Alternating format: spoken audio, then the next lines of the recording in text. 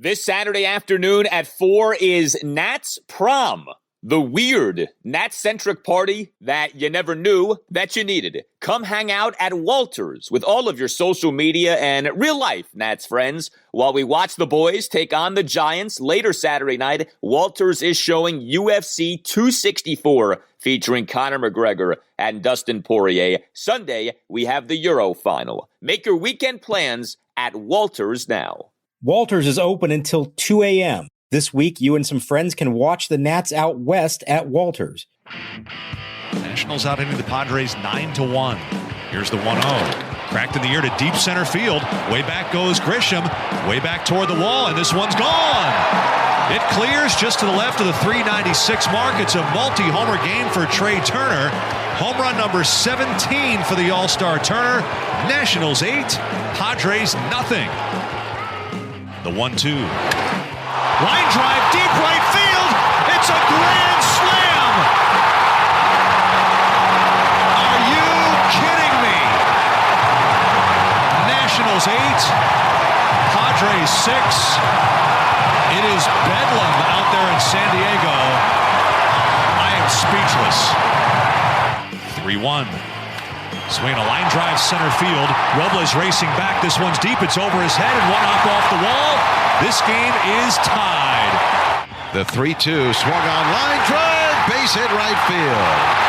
Here comes Fan to score. The Padres win it 9-8. A game-winning walk-off line drive single to right by Trent Grisham. And welcome to Nats Chat for Friday, July 9th, 2021. Along with Nationals insider Mark Zuckerman of MASNsports.com, I'm Al Galdi, host of the Al Galdi podcast. Well, we are together in good times and in bad. And on this installment of the podcast, it is a bad time.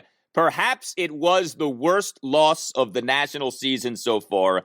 The Nats blowing an 8-0 fourth-inning lead, a 9-8 loss at the San Diego Padres for a 4-game split in the series. The Nats win expectancy per Fangraphs when Trea Turner hit his second home run of the game was 98.5%.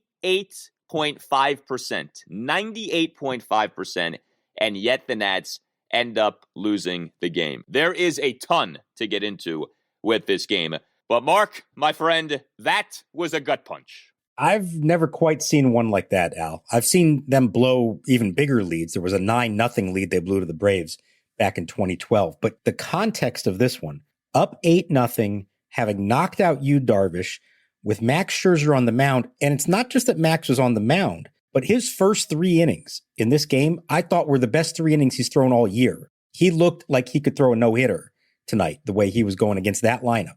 And for it to fall apart that quickly, usually a comeback like that, they sort of chip away over the course of a game and they finally get there in the end. No, I mean, they basically got it all back in the fourth. They got 7. They were 1 away. But I don't think I've ever seen it come apart that quickly in 1 inning at that point in the game against somebody who looked as good as Max did. It is truly shocking. We haven't even gotten to the 4 runs that came on 1 swing of the bat from somebody none of us had ever heard of before and never expected to do what he did. Max Scherzer was atrocious in that 4th inning, and we're going to get to that. There are many reasons that the Nats blew this game. What you just said reminds me, though, of the great line by Ron Burgundy, the anchorman, right? Boy, that unraveled quickly. That came apart very fast. It did in this game. But Scherzer was a mess. The Nats offense, which was great early in the game, was not very good as the game went on. I would like, though, to get into what happened in the bottom of the 9th inning. And I am sympathetic to Davey Martinez. He is having to use his bullpen way too much these days. And it is a bullpen that has not been at full strength for so much of this recent portion of the season. But I cannot stand what Davey did in that bottom of the 9th inning, bringing in Sam Clay and not Brad Hand with the game tied at 8 and with the Padres' top 3 batters coming up to bat. This was not starting the inning with Sam Clay with the Padres' numbers 7, 8, and 9 hitters due up. This was starting the inning with Sam Clay with the Padres' numbers 1, 2, and 3 hitters coming up. I didn't like this from the get-go. Never mind that the decision did not work out. And look, it's not like Sam Clay gave up, a homer or gave up back-to-back doubles. He gave up a leadoff single to Tommy Pham, a 2-out intentional walk to Manny Machado, and a 2-out full-count walk-off single to Trent Grisham, of all people. So I understand that Clay didn't necessarily get tattooed, but that's not the point. He's not your best reliever. It's not even a conversation. Brad Hand is your best reliever. And I'm sure that Davey had his reasons for doing this. Davey's a good manager. He's obviously a World Series winning manager. But this, to me, is the classic thing that we have seen many times over the years with managers where they save their ace reliever for a spot that never comes up. I'm sure Davey was thinking, well, I want to pitch Brad Hand in the 10th inning. Well, the 10th inning never came, and this is a reason, maybe not the reason, but a reason for the Nats suffering this loss. If we got the lead, Brad Hand's coming in the game. If we were tied, it was Clay. For me, that's kind of a no-brainer, playing on the road. So we're hoping that Clay can get us through that inning. And then we'll see what happens. We got a guy standing on second base, next inning. Hopefully we score. I'm with you 100%. I didn't like the move at all. I figured that Brad Hand was going to pitch the 9th inning no matter what. As soon as they got to that point in the 8th, what's a tie game with Hudson on the mound, I'm thinking, okay, they're in actually good shape here. As crazy as this game's been, they've got their 2 best relievers now to go the 8th and the 9th. Hudson looked great in the 8th, and I thought that it didn't matter what the score was at that point. You're putting Brad Hand in the 9th. And Davey called it a no-brainer to use Clay, that when you're on the road and you're tied, you save your closer for extra innings. I didn't like that in this case. I could see some games where maybe that makes some sense. Like you said, if you're facing the bottom of a team's lineup, if it's a little bit of a different type of game that got you to that point. But to me, the way this game played out, as bad as things were going, you were still in a position to win it. And to me, there is such an emotional swing between winning this game and losing this game that you go for broke to win this one. This is the time that you put your best out there and try to win it. And if the game goes to extra innings, you figure that out when you get there. And I did not understand the decision. He's not the only one who would do this. Let's point that out. Probably most managers would do something similar. But I did not like putting Sam Clay into that position, especially he's a lefty and Brad Hand's a lefty. So it's not even just a matchup thing. You had a better matchup guy in your closer in Hand. So no, I didn't like it from the get-go. No, he didn't get hit all that hard, but you have a chance with your best reliever to keep this game alive and actually give your team a chance to win a game that it was on the verge of blowing, a horrible lead that you had just given up. I didn't like that move at all. Davey calling this a no-brainer is so off base. And that, to me, that strikes me as Davey being defensive. He's trying to frame this as something that it wasn't, which was, it's a slam dunk call. No, it's not. No, it's not. Brad Hand entered the game with an ERA plus of 156. Sam Clay came into the game with an ERA plus of 80, okay? It's not close. Sam Clay has not been that good this season. He's had stretches of being good, but Hand is your guy. He's your weapon. You use your weapon. And Davey didn't do that there. This is something Dusty Baker would do. I mean, let's be honest. If Dusty did this, he'd be getting crucified right now. This is shades of going to Sammy Solis when you've got a bunch of other better options in your bullpen. That's what Davey did in this game, and it ends up costing the Nats. By the way, what did you think of the complete defensive indifference by the Nats in that bottom of the 9th inning? There's defensive indifference, and then there's what we saw, which was true defensive indifference. The Nats allowing Manny Machado to lightly jog to second base. Now, I understand it didn't make that much of a difference in terms of, hey, you had a runner on third. If the run scores, you lose a game. But you remove the force out at second base. I don't understand why the Nats just let Machado take second base like that. Well, and, Sam Clay, his best chance of success is to induce a ground ball. Yeah. And so if he gets a ground ball to short, in the hole at short, and maybe you're not going to get Grisham at first, but you can get the out at second, and that ends the inning. Yeah, I don't love that. Again, that's another one that I think teams just kind of automatically do and maybe don't think about. Is there that much difference to holding the runner on and actually, as a pitcher, kind of giving a look over there, maybe even a pickoff attempt, something like that? Is there that much difference between that and then backing off? Are you increasing your chances of making the out?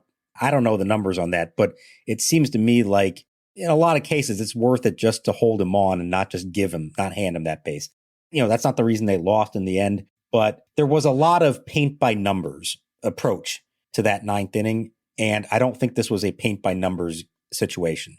Go for broke, go all in and try to win that game, whatever you have to do that. Yeah, I mean, and Davey is better than this. We've seen him manage with urgency. We've seen him manage in a progressive way. We certainly have seen him not be shy when it comes to using relievers who he trusts. And yet in this game, for whatever reason, he ends up not doing that. But it ends up being a game in which Davey, again, has to use a bunch of relievers. And this is happening way too often. The Nats had to use 5 relievers in this game. And while the ultimate output from the 5 relievers is 2 runs in 5 innings, that to me is misleading. This has become a disturbing thing. Nats relievers are allowing way too many inherited runners to score. We saw that in this game. Kyle Finnegan officially won in the 3rd scoreless innings, but Finnegan in relieving Max in that 7-run 4th inning, allowing an inherited runner to score, 2-out ribby single by Fernando Tatis. Austin Voth officially won into 3rd scoreless innings, but he comes into the game 2 outs, bottom of the 6th, gives up the RBI double to the first batter he faces, Tommy Pham, to tie the game at 8, completing the Nats blowing of an 8-0 4th inning lead. So, this bullpen, it's being used too much. Starters aren't going deep enough into games, and it's one thing when the starter is John Lester or Patrick Corbin, but the fact that it was Max Scherzer in this game is a jaw dropper. So much, by the way, for our pitching duel of Max Scherzer and Yu Darvish on Thursday night. I mean, man, did that end up being a flop. Neither guy even lasts for 4 innings. Max ends up giving up 7 runs in 3 2/3. Like you said, he looked great. That's what's so odd about this. 3 scoreless innings, and then this complete, shocking unraveling in a 7-run 4th inning. Leadoff homer by Fernando Tatis.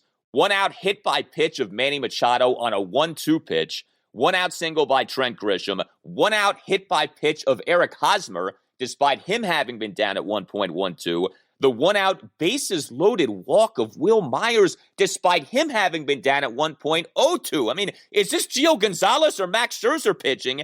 And then the ultimate humiliation. And this is about as low as it gets. The 2-out grand slam by the Padres reliever, Daniel Camarena, to right field on a 1-2 pitch for Camarena's first career hit.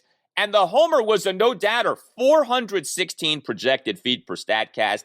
And then Max gave up another extra base hit, a 2-out double by Tommy Pham. This really was shocking to see Max come apart like this. There's a lot to unpack here. I need to go way back, though, to what you were saying. Before we get to Max, what you're talking about, the bullpen, I got to push back on the RBI single that Finnegan gave up. That was the pop-up that fell between Josh Bell and Juan Soto. Here's the 2-2. Swing, and it's poked in the air, right field side. Chasing Bell, chasing Soto. Who will take it? Bell missed it! Pham scores. Tatis didn't run. He'll stop at first. It's now 8-7. Soto could have called him off, did not. Bell tried to make the over-the-shoulder catch and misses the ball. And Soto needed to call him off and make that catch and end the inning right there before anything else happened. And it was almost like everything that happened from the moment Max left the game until the end of the game. We just talked about all these little things that were questioning what they were doing, and they couldn't hit all of a sudden, and Davey's managing decisions and botch play in the field. It almost felt like they were just shell-shocked. Like they couldn't believe what had just happened with their ace on the mound. And it was like the rest of the game, they were swimming uphill. They were still leading at that point, but it didn't feel like it. It almost felt like they knew that they had just blown the game. But I wanted to mention that one because that was a really atrocious play in the field and a ball that the right fielder has to call off the first baseman on. Now, let's get back to Max in the 4th inning. He said, attention's going to be made to the grand slam, and, rightfully so. But for me, the way I process that inning is, I had, 2 strikes on some other batters there. Specifically, I wasn't able to get Machado out. I wasn't able to get Hosmer out. I wasn't able to get Will Myers out. Those are the at-bats that extend the inning, that provide that opportunity. So, for me, that's what I reflect upon and how I can pitch better in those situations. Hit by pitch, bases loaded walk. That's what bothered him the most. He knew that was what decided that inning and the game, his inability to finish off hitters. And again, in a very uncharacteristic way for him. I mean, his command was all over the place that inning. These weren't like pitches on the border that C.B. Buckner, called. And let's not even forget that C.B. Buckner had quite a night behind the plate himself as well. But Scherzer, I've never seen him go from so on point for 3 innings to being so off in the 4th. There was no fluke about any of that. He lost it. And he knows that that's what caused it more so than the grand slam at the end of it all. I think someone may be missing his sticky stuff. And I'm not kidding when I say that. Max, since he's come off the injured list, first of all, he had that weird deal where he wasn't lasting long into games, but he was pitching well, that's true. And then you just see him lose it in this game like this.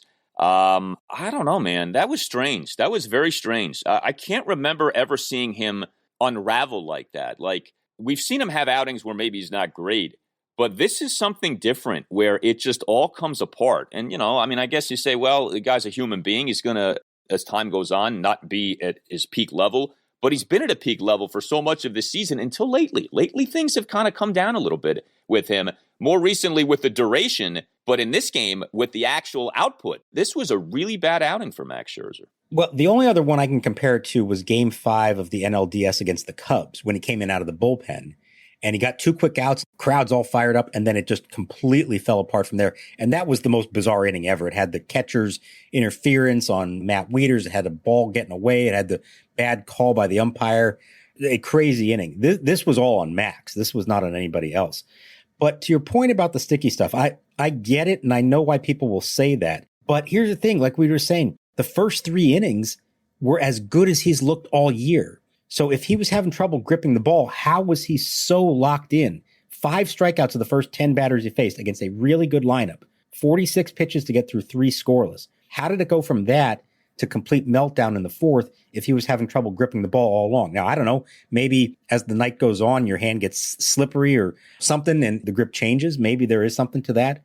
But if it was from start to finish like that, I would say, yeah, I think there's something there. But he was so good for 3 innings that it's hard for me to think that that's the reason it fell apart in the 4th. Yeah, maybe his mechanics got out of whack and the sticky stuff could have helped him. Maybe, I haven't looked at the velocity. I don't know if his velocity went down to any degree as the outing went on. I don't know. It's just something to think about, but that's a peculiar bird that we saw on Thursday night. Max coming apart the way that he did. And these days with the Nationals rotation, especially with the Joe Ross news, I know it's not anticipated that he's going to be on the 10-day injured list long, but he is on the 10-day IL.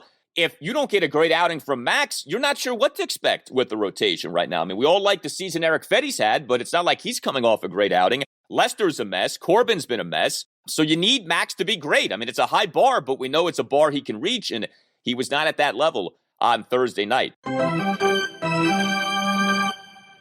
Nats Chat is sponsored by Silver Branch Brewing Company, located in downtown Silver Spring, only a 1-minute walk from the Silver Spring Metro station. Silver Branch is a perfect jumping-off point to Metro down to the game. Park at the Cameron Street parking lot and meet up with friends for a beer and a bite to eat before metroing down. You can also get Silver Branch beer at Nationals Park. Beyond the Gnome World, one of Silver Branch's 4 flagship beers, is available at District Drafts at Section 223. Brewed to be light and refreshing, Beyond the Gnome World won a gold medal for the Saison beer style at the Great American Beer Festival last year. Beyond the Gnome World is deliciously dry and thirst-quenching and the perfect beer for hot summertime ball games. You may not be familiar with Saison, but take our word for it, baseball season is the perfect season for Saison, and buying from District Drafts to support your local breweries is a gnome run. Go to Section 223 and try Beyond the Gnome World the next time that you're at Nats Park, and make sure you stop by Silver Branch, located in Metro Plaza, just steps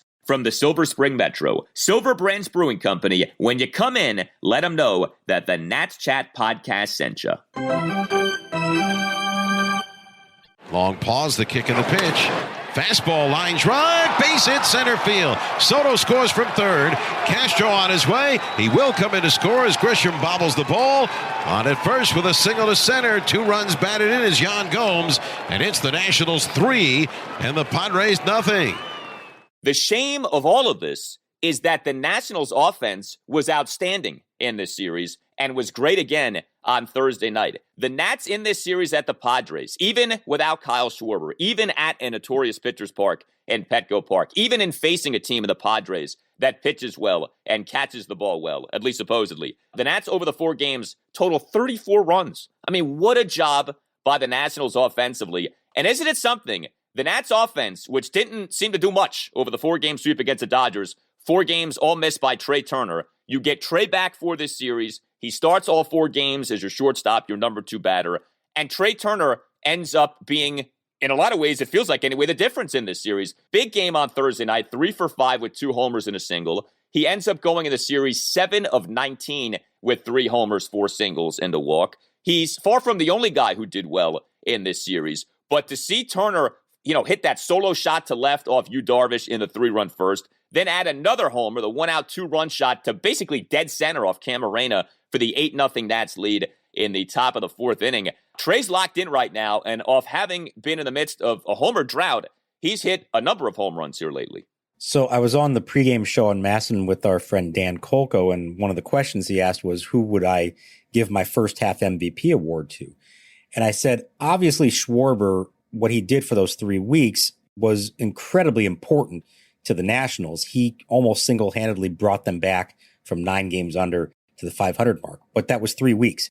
So I said, who's been there every day along the way and providing for you at the plate, in the field, on the bases, everything? And that's Trea Turner. And I don't think it's coincidence that the 4 games he missed are the 4 games they looked so awful against the Dodgers. Yes, there was other stuff going on. They had all kinds of other roster issues. But think back to 2019. We've made this point as well.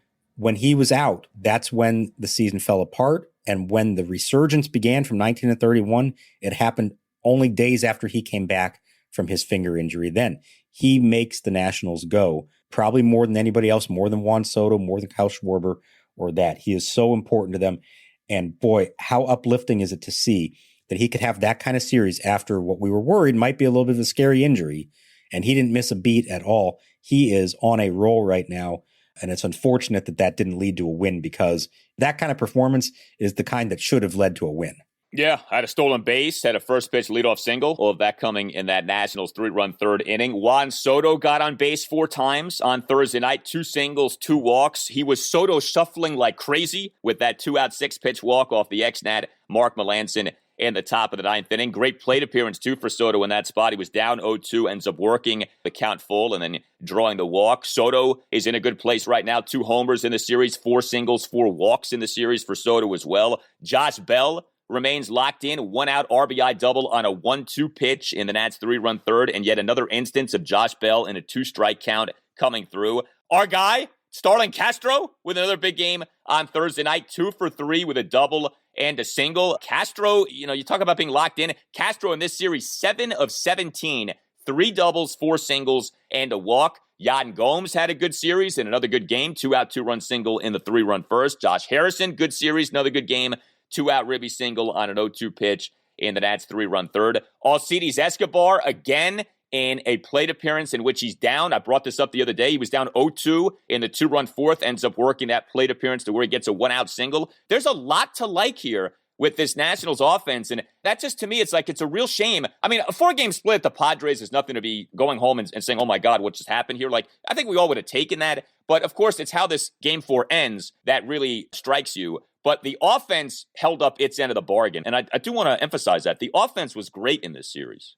Yeah, and I think there's reason to believe that that can continue. I don't think this is a fluke just for a couple of days. Things working. We know Trea Turner's a great hitter. We know Juan Soto can be a great hitter. Josh Bell has been hot for 2 months. Castro has been hot for about 3 weeks. Gomes has been delivering in big spots. He did it again in the first inning. Harrison has been solid all along. So, yeah, I think this is sustainable.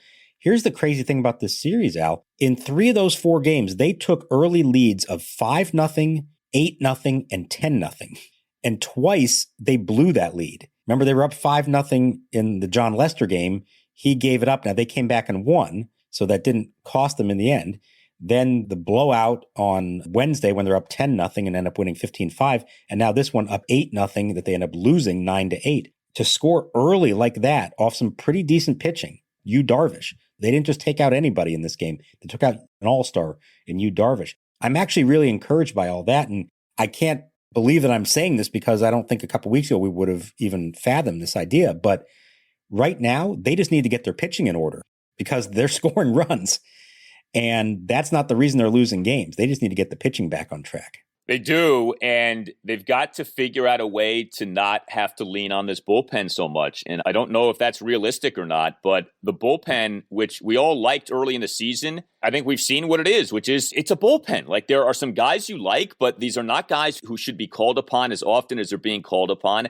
I brought up the inherited runner situation. Your point is well taken about that specific defensive play. But if you go through the specifics of this series, I mean, the other loss in this series, 7-4 on Tuesday night, Sam Clay allowed 2 inherited runners to score in that game. You go back to game 1 of the series, Kyle McGowan allowed an inherited runner to score. Like, they're having issues right now. Like, you can't just go by the overall bullpen ERA or anything like that. And for Davey not to use his best guy in that 9th inning on Thursday night, you're like, Davey, dude, what were you thinking in doing that? I really hope Davey, in his heart of hearts, doesn't think this was a no-brainer. I hope he's at least evaluating this internally of like, you know what? I should have gone to Brad Hand, and the next time I will go to Brad Hand. I hope there is that like self-reflection going on with Davey right now.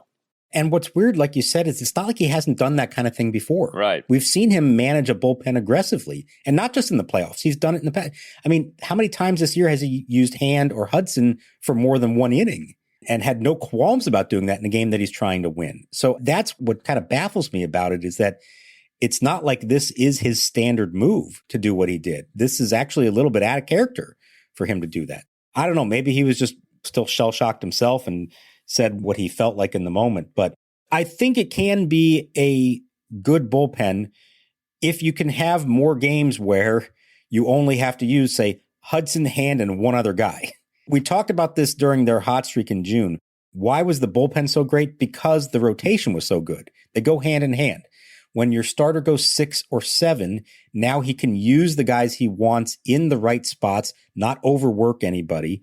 But when you are consistently having to scramble and bring in Kyle Finnegan in the 4th inning, it just has a domino effect on everything else. And so there's no way you're getting through this game without having to ask guys like Suero and Voth and ultimately Clay to pitch at some point. So you get 6 or 7 from your starter. I think they have 3 guys they can trust, at least, if not more than that at times, but they just need to get into that position more often than not. And you would have thought that Max Scherzer on the mound was as likely a spot as ever to get that from your starter.